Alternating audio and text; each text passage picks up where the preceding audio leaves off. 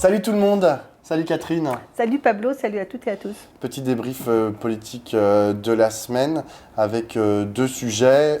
D'abord la proposition de loi qui a été votée au Sénat après avoir été votée à l'Assemblée nationale pour une constitutionnalisation de la liberté garantie à l'interruption volontaire de grossesse. Et puis on dira aussi un mot sur ce qui se passe à Gaza, où le massacre continue, le risque génocidaire prend en intensité.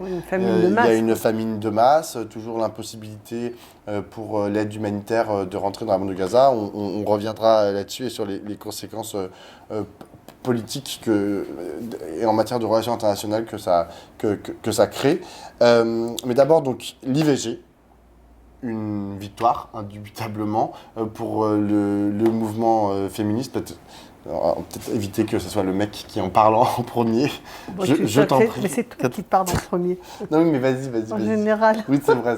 Ouais, donc mais tu parles plus. C'est vrai ? En général. Ah bon, alors vas-y. Vas-y. Non, je t'en prie. Vas-y, raconte ce que toi, t'as ressenti, t'as vécu. Comment t'as vécu le vote de cette loi en début de semaine ? Quel chemin parcouru ? Déjà, la première chose que je me suis dit, c'est bon, ça fait donc juste 50 ans que les femmes ont obtenu l'IVG, ce qui est quand même une victoire, mais principielle. C'est par ça, la contraception et l'IVG, que les femmes ont obtenu concrètement la maîtrise de leur corps et le découplage de la sexualité et de la procréation. Donc, c'est-à-dire les bases concrètes de la liberté et même de l'égalité avec les hommes, en tout cas dans cette dimension de la vie. Pas dans tout, mais dans celle-là.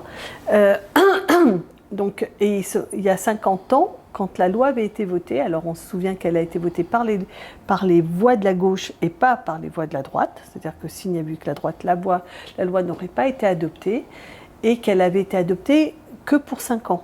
C'est-à-dire que c'était une mesure provisoire. Là, non seulement c'est pas provisoire, mais c'est inscrit de façon pérenne dans la Constitution. Ça va l'être. Lundi. Voilà. Si on trouve la majorité. Vu que ça a été très majoritaire à l'Assemblée et très majoritaire au Sénat, il n'y a aucun doute. Enfin, moi, je pense qu'il n'y a aucun doute sur le fait que ça va être inscrit dans la Constitution. Donc, déjà, ce que je me dis, c'est que le chemin parcouru et dans ces moments où c'est pas toujours, on se dit pas toujours que le monde va bien. C'est marrant, on s'en est parlé la semaine dernière, mais enfin, c'est quand même un des domaines de transformation les plus profonds et qui est d'une ordre de révolution anthropologique majeure, la transformation des rapports entre les hommes et les femmes et la question de l'égalité et la question de l'émancipation des femmes conquis par les femmes.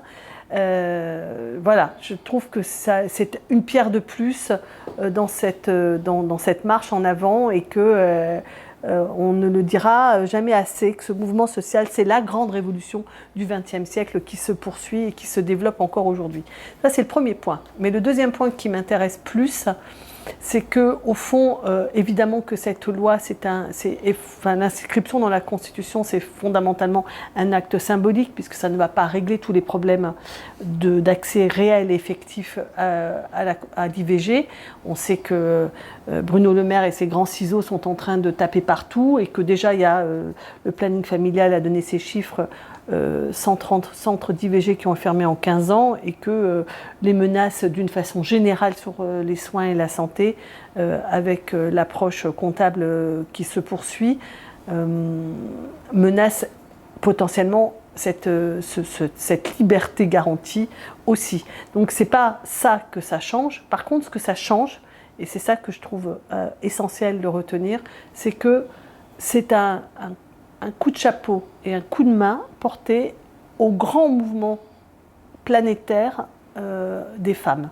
Et qu'en ce moment où il y a une vague brune qui s'étend, il y a un mouvement social, c'est certainement pas le seul, mais c'est le plus puissant et c'est le plus international, qui s'oppose concrètement à l'ordre naturel que porte le Front National. Quand je dis l'ordre naturel, évidemment, je mets des gros guillemets, mais c'est-à-dire un ordre hiérarchique entre les hommes et les femmes, les parents et les enfants, les noirs et les blancs, les riches et les pauvres, etc., etc. Et que il y a quelque chose qui perturbe la poussée fasciste dans le monde, c'est le mouvement des femmes. Et il le perturbe évidemment dans le monde occidental, mais il le perturbe aussi en Iran, il le perturbe dans tous les pays du monde. On voit les femmes qui poussent, et qui vraiment défont ce socle idéologique des ordres naturels. Et c'est ça qui peut nous donner espoir sur la résistance à la montée fasciste. Voilà. Moi, c'est ça que je retiens. Et puis le dernier tout petit truc, c'est que la droite n'a pas le choix que de le voter. Les républicains s'embourbent dans cette affaire, hein, ils ne s'en sortent pas. Alors Trump, il essaie de prendre un peu ses distances avec les ultra-réac, mais ça peut lui coûter son élection aux États-Unis. Moi, quelques petits points pour ajouter à ce que tu viens de dire. On a entendu cette semaine les quelques personnes qui s'opposaient à cette constitutionnalisation dire « mais de toutes les façons, l'interruption volontaire de grossesse, l'avortement n'est pas en danger en France ». C'est vrai, dans une certaine mesure, mais c'est pas non plus tout à fait juste. On a vu cette dernière semaine des offensives de certains médias, notamment des médias ultra-conservateurs comme CNews, qui ont essayé de porter la contradiction à ce projet de loi constitutionnelle, essayer d'expliquer que avec mais vraiment des fake news énormes en mettant en parallèle le nombre d'avortements dans le monde et le nombre de morts par le tabac. C'est quand même, voilà, et ils en ont conclu qu'il y avait eu 75 millions de morts, mais vraiment, je mets entre très gros guillemets, en fait, qui sont des avortements, et je ne sais pas combien de millions, mais beaucoup moins, genre 5 millions de morts par le tabac. Donc c'est lunaire, en fait, comme proposition, mais voilà, mais il y a une offensive. Et moi, je sais que tu n'es pas tout à fait d'accord avec ça, Catherine, mais moi, j'avais vu, au moment du mariage pour tous, en fait, se constituer une espèce de coalition homophobe à marche très très forcée, très très rapidement, en fait, une coalition autour de ce qui s'est appelé la manif pour tous. En fait, les ultra-conservateurs s'étaient organisés au moment de la proposition du projet de loi porté par Christiane Taubira, et avaient organisé une espèce de grande coordination de conservateurs. Ils avaient été, je ne sais pas combien de centaines de milliers à défiler dans la rue, certains disaient même 1 million, à défiler dans la rue et à balancer des slogans homophobes, etc. Et j'avoue que avec cette expérience-là, je me dis, en fait, il y a des gens qui sont chez eux, qui ne sont pas organisés, etc., qui ont des discours, à l'époque, c'était homophobe, mais là, ça pourrait être des discours profondément sexistes, et qui pourraient, je ne sais pas, tout d'un coup, je ne sais pas, parce qu'il se passe quelque chose dans la société, s'organiser, par exemple, autour de la manif pour tous. Hein. Je veux dire, ça reste une force conservatrice qui a un peu perdu de sa superbe, mais qui pourrait, je ne sais pour quelle raison, reprendre du poil de la bête. Ça, c'était pour la première chose. La deuxième chose, c'est que, effectivement, tu as parlé... en France, le droit n'est pas ultra menacé. Tu as mentionné les États-Unis, où là, c'est un peu plus compliqué, avec le retournement de la jurisprudence de la Cour suprême américaine il y a quelques années. Il y a 14 États dans lesquels aujourd'hui on ne peut plus pratiquer, 14 États américains, où on ne peut plus pratiquer l'avortement. Et donc, dans une certaine mesure, ce qui se passe en France aujourd'hui avec cette constitutionnalisation, je pense que c'est en mesure d'aider le mouvement féministe mondial. C'est-à-dire que j'ai vu que lundi, à Central Park, va être installé des écrans géants pour suivre la constitutionnalisation en direct. Eh oui, madame, tu vois. C'est-à-dire qu'il y a des résonances, en fait. Le mouvement féministe ne s'arrête pas aux frontières de la France et qu'il y a des pays où l'avortement n'est pas possible. Et cette victoire historique, on est le premier pays à faire rentrer la question de l'avortement dans la Constitution. ça va aussi aider, c'est susceptible d'aider les féministes dans d'autres pays à mener leur combat. La dernière petite chose, et c'est un tout petit bémol, mais c'est pas, il ne s'agit pas de mégoter sur le bonheur en fait que c'est que de voir enfin une victoire sociale. Ah oui, parce que tu l'as pas dit, mais ça fait on a quand même très peu de victoires à mettre au crédit des mouvements progressistes et de l'émancipation collective, etc. Celui-là, voilà, réjouissons-nous en fait quand on peut se réjouir, quoi. Genre, je veux dire, on a perdu le mouvement des retraites l'année dernière, franchement, depuis le mariage pour tous, bon, moi que je considère comme moyen une avancée parce que je suis contre le mariage, mais genre, j'étais quand même content que ça passe, tu vois. Bah oui. Mais voilà, depuis, il n'y a pas vraiment d'avancée progressiste, tu vois, genre dans notre société, on est plutôt sur de l'agrégation systématique. Donc, je ne suis pas d'accord. Je sais que tu n'es pas d'accord.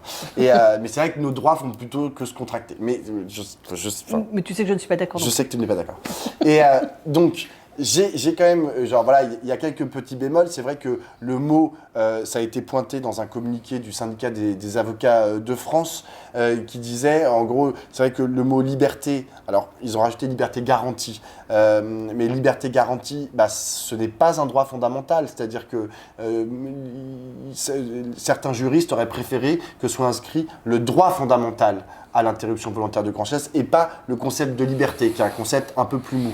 Ça, c'est pour la première chose. La deuxième chose, c'est qu'il introduit le mot de femme dans ce texte. Et ça, effectivement, d'un point de vue légal, d'un point de vue juridique, on ne sait pas exactement en fait ce que ça peut vouloir dire. Et la troisième chose qui est la plus importante pour le syndicat des avocats de France, c'est la question il donne le texte de la proposition de loi constitutionnelle donne toute latitude au Parlement pour en gros légiférer sur la définition de ce que c'est qu'un IVG. Et donc la peur sous-entendue par le syndicat des avocats de France, mais relayée aussi par le syndicat de la magistrature, c'est que demain le Parlement pourrait voter de dire bon voilà, c'est au bout de 3 semaines, faut avorter avant 3 semaines. Je dis n'importe quoi. Dans ces cas-là, il pourrait être dans le cadre de la loi constitutionnelle, puisque elle donne toute latitude au gouvernement, au Parlement pour légiférer. Et donc, ça pourrait être un renversement qui était plus compliqué que ce qui avait écrit dans la loi Veil et dans toutes les jurisprudences qui ont été consécutives. Ça, c'est mise. Moi, je mets ça quand même. J'en ai discuté avec un juriste hier qui m'a dit ça, c'est quand même il faudrait mettre un bémol sur ce bémol dans la mesure où le Conseil constitutionnel, en fait, il y aura une loi constitutionnelle, donc il pourrait être saisi à ce moment-là, si jamais par exemple ils veulent passer à 1 mois, tu ne peux pas avorter après 1 mois, il pourrait être saisi et en fait, le Conseil constitutionnel, il a écouté les débats. Parce que c'est très important pour savoir comment interpréter une loi, ou en l'occurrence une loi constitutionnelle.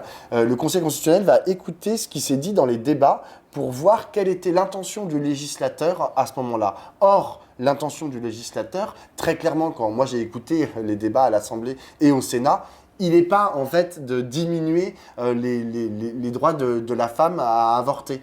Donc il pourra considérer que si demain le législateur veut baisser le nombre de semaines jusqu'auquel on peut avorter, il pourra considérer que c'est anticonstitutionnel. Donc voilà, mais bon, ça c'est des débats de juristes et des risques juridiques qu'il faut, je pense que c'est important d'en parler, mais c'est pas non plus, comme tu l'as très bien dit au début, c'est pas le centre. Le centre, c'est genre la puissance de ce mouvement féministe qui est en train de tout écraser. Qui est très puissant en ce moment et qui s'exprime à différents endroits, dont celui-là. Ouais, moi ce que je voulais dire, c'est que je ne suis pas d'accord avec toi à propos de cette histoire de tous nos droits régressent. Encore une fois, sur cette question-là, le mouvement qu'on est en train de voir est de façon très concrète le fait que les violences aux femmes, qu'elles soient intrafamiliales ou pas, sont refusées et qu'il y a des moyens nouveaux qui sont mis du côté de la police et de la justice dans cette direction-là. Ce n'est pas ce que les mouvements féministes demandent, ce n'est pas assez, sans doute aucun problème. Ceci étant, on ne peut pas dire que tous nos droits régressent. Là, de ce point de vue, du point de vue de la reconnaissance des droits des femmes et de leur... il se passe des choses qui sont d'une puissance à la fois symbolique et concrète. C'est pas que symbolique, hein. C'est pas juste qu'on est passé de crime passionnel à féminicide. C'est pas que dans le domaine des mots. C'est que concrètement, les conditions de recueil des plaintes des femmes s'est profondément transformée et la justice a des moyens pour le traiter qu'elle n'avait pas auparavant. Donc, je suis pas d'accord avec cette idée que les choses reculent. Et pourquoi je dis ça? Je ne dis pas que ça n'est pas vrai sur le plan social. Ce que je pense, c'est que dans les transformations, elles sont aussi liées à des rapports de force. Or, il y a un rapport de force sur ce sujet-là qui est d'une puissance, encore une fois, je le rappelais, alors que Trump est vraiment poussé. C'est ça qui risque de le bloquer, quoi. C'est cette question des femmes de l'avortement qui risque de bloquer. Biden, lui, risque d'être bloqué par la question de Gaza.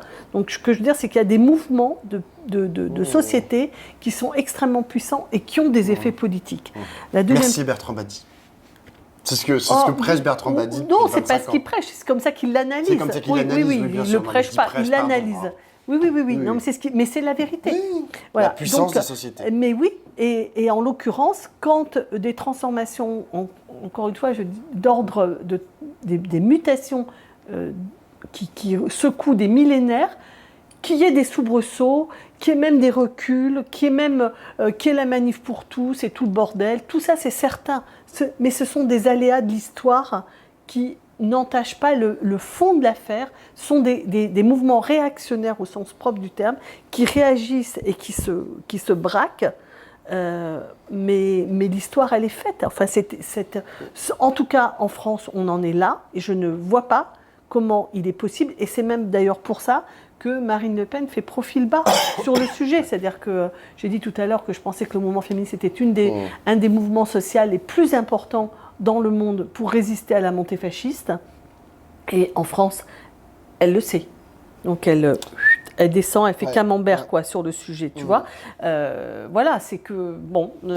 Tu as d'autant plus raison qu'est sortie une enquête, entre guillemets, de Radio France sur le vote des sénateurs LR. Il y a un nombre substantiel de sénateurs LR qui, au départ, s'étaient prononcés contre le projet de loi constitutionnel et qui, au moment du vote, ont voté pour. Et donc, Radio France expliquait, c'était la veille du vote, qu'en fait, ces sénateurs, sous couvert d'anonymat, expliquaient que dans leur entourage, c'est-à-dire les femmes des sénateurs, quand c'était des hommes, ou les enfants, notamment les filles des sénateurs, disaient là papa, en fait, si tu vas pas voter le projet de loi constitutionnelle, je t'adresse plus la parole de toute ma vie. Et c'est-à-dire que en vérité, le mouvement féministe est capable, de par son caractère aussi féminin, en fait, c'est-à-dire de s'infiltrer à des endroits, c'est-à-dire au plus proche en fait des députés. Même eux, ils ont des femmes dans leur entourage. Exactement, même eux, ils se retrouvent avec des filles. Des filles et des femmes. Des filles et des femmes, exactement. Et moi, ça me fait penser à... je connais quelques on va dire, journalistes un peu réac, voire un peu d'extrême droite, et je vois parfois qu'ils sont... Il y en a un dont je ne citerai pas le nom, qui m'explique que, en fait, il a deux filles qui ont entre 20 et 25 ans, et qui sont hyper insoumis, hyper France Insoumise, hyper de gauche, etc. Et que, en fait, lui est plutôt d'extrême droite, mais il est quand même tenu en fait par ses filles qui lui disent des choses, avec qui il interagit et qu'il aime bien sûr. Et je trouve ça assez intéressant de voir qu'il y a une possibilité en fait de la politique par des endroits qui sont intéressants. C'est au bout d'un moment, t'es mon proche, donc les femmes et les femmes féministes ont aussi un pouvoir d'action en fait par cette relation de proximité à des endroits où, à la gauche par exemple, on a moins accès aux sénateurs LR qui auraient pu voter la constitutionnalisation de l'IVG. Oui, et l'autre exemple qu'on peut prendre comme ça, qui à mon avis est un mouvement de fond qui oblige aussi le RN à bouger, c'est la question de l'écologie. C'est-à-dire que, d'ailleurs, le gouvernement se trouve comme un con avec cette affaire de recul sur les normes environnementales, parce qu'il ne sait pas comment s'en sortir maintenant, parce que c'est désastreux pour leur image et leur rapport politique avec la jeunesse en particulier. Et que parce que ce que tu racontes à propos de l'IVG, ça a déjà été raconté à propos de réformes de lois en faveur de l'environnement, et que les jeunes disent non mais si tu votes pas ça, je te cause plus quoi. Voilà, j'en peux à la maison. Non mais ce que je veux dire, c'est que c'est quand même la puissance des mouvements qui est quand même le soubassement de la politique, et qui pèse, qui détermine quand même lourdement la politique. Le tout petit bémol que je voulais aussi rajouter sur ça, c'est que en ce moment, il y a, je crois, une vraie réflexion, une vraie hésitation perceptible du côté de la Macronie sur le traitement de l'extrême droite. Alors, on a vu cette semaine Gabriel Attal attaquer d'une violence extrême l'extrême droite, en disant que, en fait, dans l'hémicycle, en disant que Marine Le Pen et ses élus, c'était en fait les troupes de Poutine en France. Je trouve ça grotesque et comment dire, en plus ça me rappelle des vieux souvenirs, quoi. Je veux dire, où c'était les communistes étaient traités d'être les agents de l'Union soviétique en France, et donc là maintenant c'est l'extrême droite qui serait les suppôts de Poutine. Je pense qu'il faut, quand bien même il y a un accord politique, ça ne suppose pas de traiter les choses de cette manière. Mais on voit qu'il y a un peu deux façons de faire. Il se trouve en peu de temps. Tu as eu l'hommage à Badinter, Manouchian et la constitutionnalisation de l'IVG, qui sont sur le terrain du symbole, à mon avis, tout à fait clairs. Et le symbole en politique, c'est une force agissante. Donc tu as une politique qui est détestable, notamment sur tout ce qui concerne l'immigration, la loi immigration, le droit du sol, qui est détestable sur le plan social. Et en même temps, j'ai l'impression qu'ils sont en mode panique sur comment on fait pour combattre l'extrême droite. Parce que je ne crois pas que la Macronie ait décidé de laisser le pouvoir à l'extrême droite, et je ne crois pas que la Macronie soit égale à l'extrême droite, quand bien même je trouve détestable ce qu'ils ont fait sur la loi immigration et ce qu'ils font jour après jour sur les enjeux sociaux. Mais j'avoue que c'est assez compliqué de suivre la stratégie en général de la Macronie. Je pense qu'ils hésitent, quoi. Exactement. Parce que je rappelle que là, tu as rappelé les mots particulièrement forts et violents de Gabriel Attal à l'égard de Marine Le Pen. Mais enfin, il y a 2 semaines, Emmanuel Macron disait que bah oui, il faudrait travailler avec le Rassemblement national. C'était Gabriel Attal qui l'a dit. Oui, c'est Gabriel Attal qui a dit qu'il fallait travailler avec tout le monde, et Macron qui a dit non, ils ne font pas partie de l'arc républicain. On ne comprend rien. Non, mais c'est ça. Non, mais il y a un truc d'incompréhension, de changement de stratégie en fonction. Parce qu'ils n'en ont pas. Ouais, voilà. Mon ami, n'en ont pas. Mais c'est compliqué à suivre, du coup. Et c'est compliqué de dire, choisissez un cap, en fait. Votre truc d'arc républicain, là, dont vous n'arrêtez pas de changer le périmètre. Choisissez un périmètre. Après, genre, nous, on critiquera, il n'y a pas de problème. Mais choisissez un périmètre. Là, ça n'arrête pas de changer. Alors, parfois, la France Insoumise est dedans et le Rassemblement National, non. Parfois, c'est l'inverse. Parfois, c'est... On comprend rien. Donc, c'est assez insupportable. Et je sais pas, en fait, de quoi ça témoigne. En fait, est-ce que vraiment ils pilotent à vue? Est-ce que c'est une stratégie que de faire comme s'ils n'avaient pas de stratégie, de changer d'avis comme de chemise, de dire, ah bah oui, mais les temps changent. Il y a le feu au lac, là. Mais je sais qu'il y a le feu au lac, mais il y a le feu au lac depuis 8 ans. Enfin, je veux dire, au bout d'un moment, oui, tu as raison. Enfin, moi, je dirais qu'il y a le feu au lac depuis 2002, quand même. Je veux dire, parce que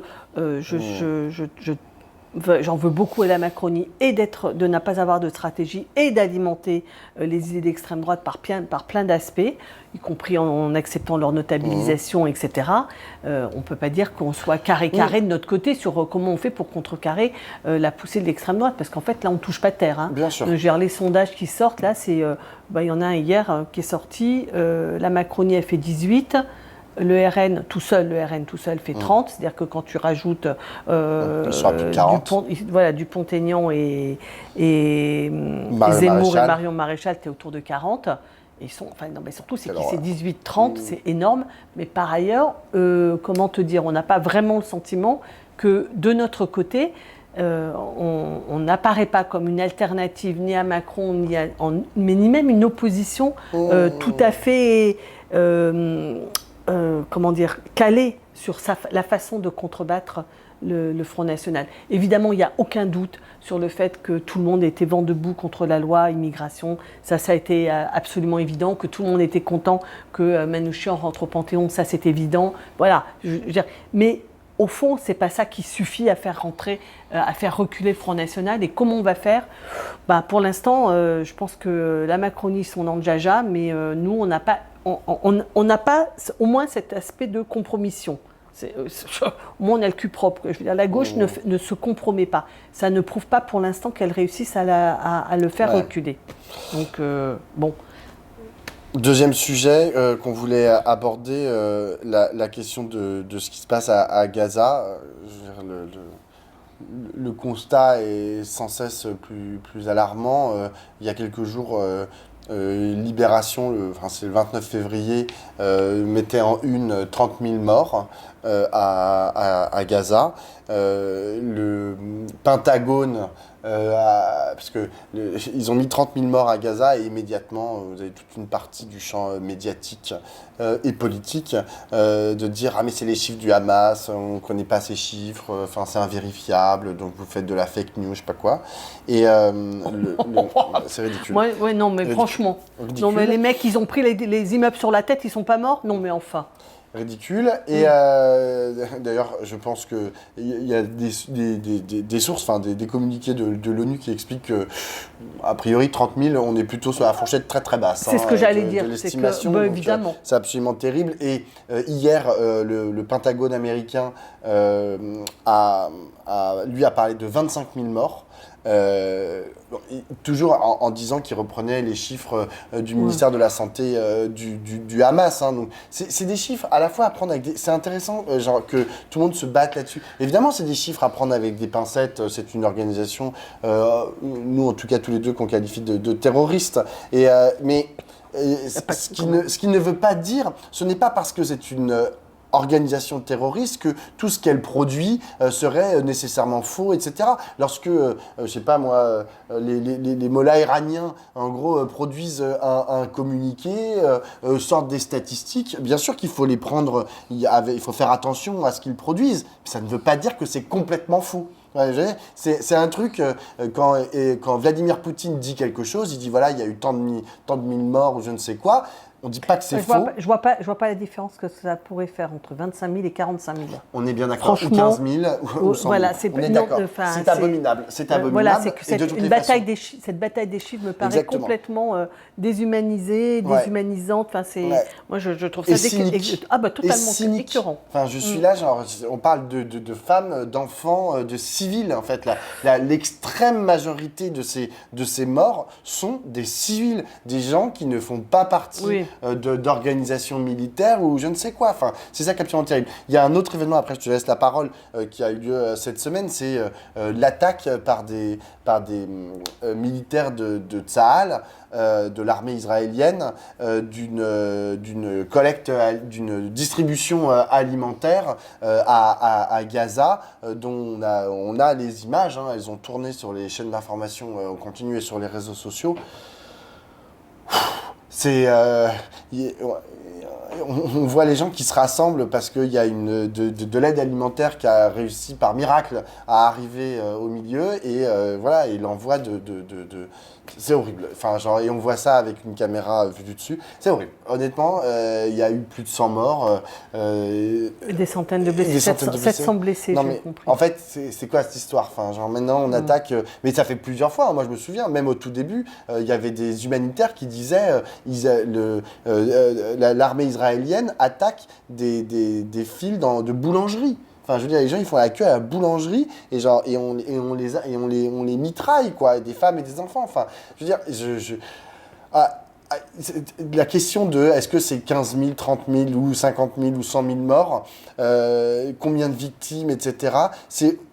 c'est quoi la limite en fait? Moi, on parle toujours de ligne rouge en fait à partir le moment, la chose, la frontière à partir de laquelle on dirait stop. Maintenant, genre, on arrête notre soutien à Israël et le ton monte véritablement. Et on dit maintenant, on coupe nos relations diplomatiques avec un pays que l'on considère comme pratiquant des crimes de guerre, etc. Quand est-ce que ça va arriver? Si c'est pour que ça arrive dans 5 ans, après tous les massacres, et qu'on dise « Ah oui, vraiment, en 2023 et en 2024, c'est vraiment horrible ce qu'a fait Israël. » Si c'est pour que ça arrive en 2050, non, ça ne sert à rien en fait. On le voit, c'est sur tous nos téléphones, c'est dans les journaux, quoi. Genre, qu'est-ce qu'on attend en fait? Qu'est-ce qu'attend l'Union européenne? Qu'est-ce qu'attend la France? Qu'est-ce qu'attendent les États-Unis pour réagir de façon ferme? Et je sais que les jeux géopoliticiens à la mort moelleux sont ce qu'ils sont, que la diplomatie, c'est genre toujours utiliser des termes fleuris pour parler de toutes les situations. Mais merde, au bout d'un moment, on a réussi à geler les avoirs des Russes, etc. quand ils sont rentrés en Ukraine. On a réussi à faire des trains de sanctions contre la Russie. Et là, contre Israël, on ne pourrait rien faire. C'est pas normal.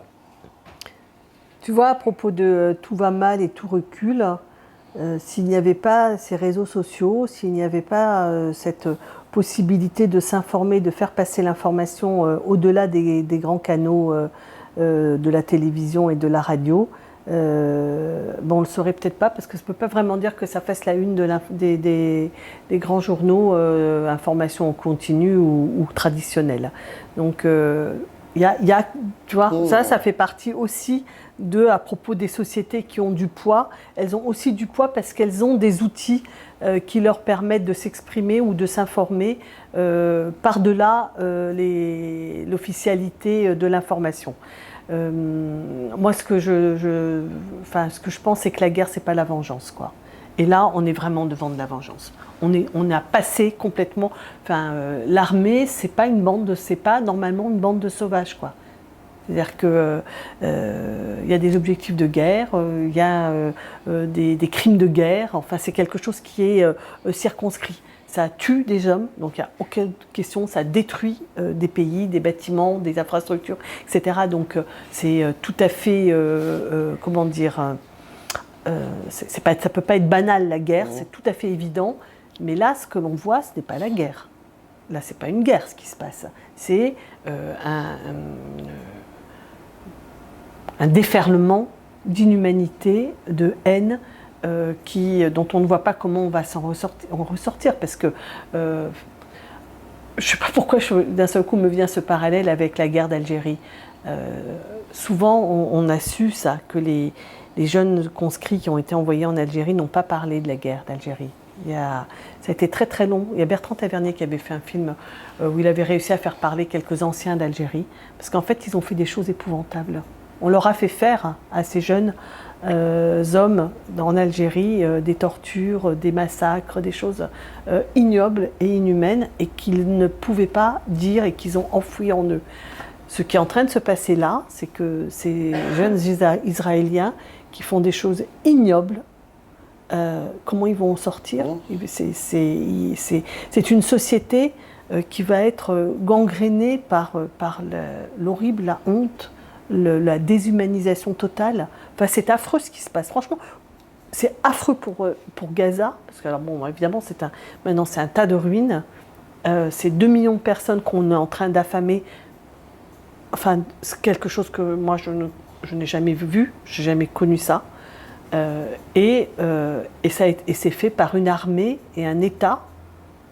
C'est une opprobre, à mon avis, vraiment qui en plus censé être notre partenaire, hein, je le rappelle. Indéfectible, quoi. C'est un partenaire en fait des démocraties européennes, Israël. Voire il est inclus aussi, parfois. L'UE soutient aussi les Palestiniens, enfin l'aide. Alors même si. On pourrait quand même le faire un peu plus. Hein. Franchement, on a plus de liens. L'Union européenne a plus de liens avec Israël qu'elle n'a de liens avec les Palestiniens, hélas. hélas, je ne peux que le regretter. Hein, l'apport, franchement, dans les territoires occupés, l'Union européenne apporte beaucoup d'argent, beaucoup de moyens. Donc,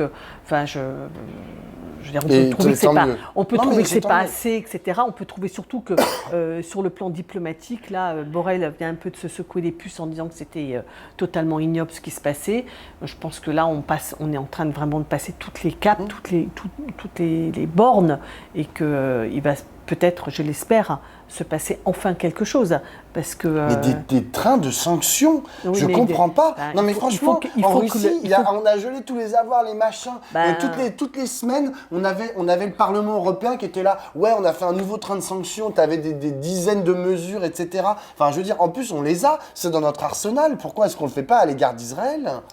Tout à fait, et je pense qu'à l'ONU, il faut que cesse, d'abord, je pense que cette histoire de veto est absolument surannée, qui est en train de tout bloquer, et que c'est là, j'espère qu'on va réussir à faire que l'ONU puisse agir pour stopper immédiatement, par un cessez-le-feu, plus qu'une trêve, un cessez-le-feu, et qu'on mette, parce qu'en fait, l'histoire, elle n'est pas hyper compliquée. Hein. C'est un petit territoire, il faut le diviser en deux, il faut le rendre sécure pour les uns et pour les autres. Il faut réserver à chacun l'accès à l'eau, à la mer, et avoir une continuité territoriale, ça me paraît absolument indispensable, et que la communauté internationale sécurise ces deux États.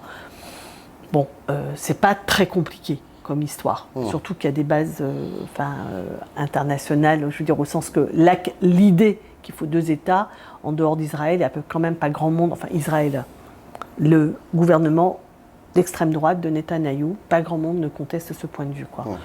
Je ne sais même pas s'il y a quelqu'un dans le monde qui pense qu'il ne faut pas deux États. Voilà. Donc, bon, la solution, elle n'est pas... la solution de moyen terme, elle n'est pas très compliquée. Dans l'immédiat, il faut que les États-Unis cessent de mettre leur veto. Et je pense que Biden, qui est quand même pas en grande forme politique, il faut qu'il lâche l'affaire, quoi.